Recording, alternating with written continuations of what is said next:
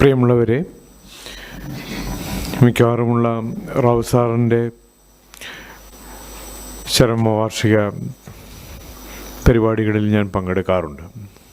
ഇവിടെ എല്ലാവരും സൂചിപ്പിച്ചതുപോലെ തന്നെ ഒരു അനുജൻ്റെ വാത്സല്യം ഞാൻ ആവോളം അനുഭവിച്ചിട്ടുള്ള ഒരാളാണ്.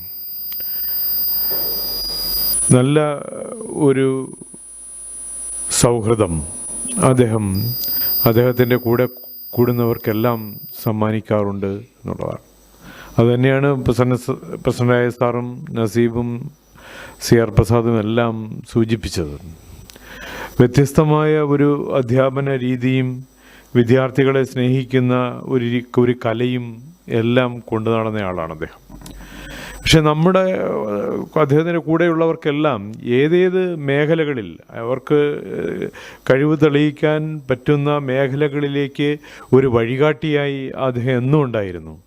അതാണ് ഇന്ന് നമ്മൾ തിരിഞ്ഞു നോക്കുമ്പോൾ റാവു സാറ് നമുക്ക് നൽകിയ ഒരു നഷ്ടം എന്ന് പറയുന്നതാണ്. പല കാര്യങ്ങളിലും അദ്ദേഹത്തിൻ്റെ അഭിപ്രായങ്ങളും അദ്ദേഹത്തിൻ്റെ ആശയങ്ങളും മുന്നോട്ട് കൊണ്ടുപോകേണ്ട ഒരു കാലഘട്ടത്തിലാണ് നമ്മൾ നിൽക്കുന്നത്. നോക്കൂ, താരതമ്യ സാഹിത്യം എന്ന് പറയുന്ന ഒരു വിജ്ഞാന മേഖലയെ തൻ്റെ ഹൃദയത്തോട് ചേർത്ത് വെച്ച ഒരു അധ്യാപകനായിരുന്നു അദ്ദേഹം.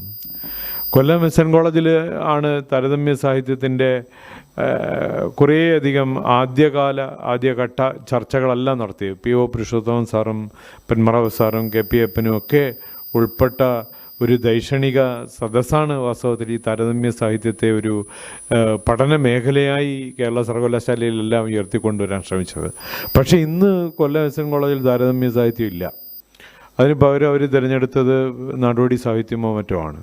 പക്ഷെ ഒരു വളർന്നു വരേണ്ട ഒരു സാഹിത്യ മേഖലയെ നമ്മൾ തന്നെ ഇല്ലാതാക്കുന്നു എന്നുള്ളതാണ്. അപ്പോൾ ഇപ്പോൾ SN കോളേജിൽ ഇപ്പോൾ താരതമ്യ സാഹിത്യം പഠിപ്പിക്കുന്നില്ല എന്ന് പറഞ്ഞിരുന്നെങ്കിൽ, റാവു സാർ ഉണ്ടായിരുന്നെങ്കിൽ ഞാൻ ഇങ്ങനെ ആലോചിച്ചിട്ടുണ്ട്. സാർ വളരെ തീക്ഷ്ണമായി അതിനെ എതിർത്തേനെ എന്നുള്ളതാണ്.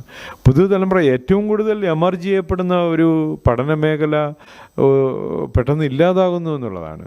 എന്ന് പറഞ്ഞാൽ ഈ മേഖലയെ ഏറ്റെടുത്ത് പഠിപ്പിക്കാനുള്ള ത്രാണി പുതുതലമുറ അധ്യാപകർക്ക് ഇല്ല എന്നുള്ളത് കൊണ്ടാണ്. കേരള സർവകലാശാലയിൽ എനിക്ക് തോന്നുന്നു NSS കോളേജിലും കൊല്ലം ശ്രീനാരായണ കോളേജിലും മാത്രമാണ് ഈ താരതമ്യ സാഹിത്യ പഠനം ഉണ്ടായിരുന്നത്. പിന്നീട് ഐച്ഛിക ഓപ്ഷണൽസ് വന്നപ്പോൾ ഏറ്റവും എളുപ്പത്തിലേക്ക് എന്നാൽ ഇതിലേക്ക് പോകാം, നടോടി സാഹിത്യത്തിലേക്ക് പോകാം എന്ന് വളരെ ലളിതമായി ചിന്തിക്കുന്ന ഒരു അധ്യാപക സമൂഹവും നമ്മുടെ ഇടയിലുണ്ട്.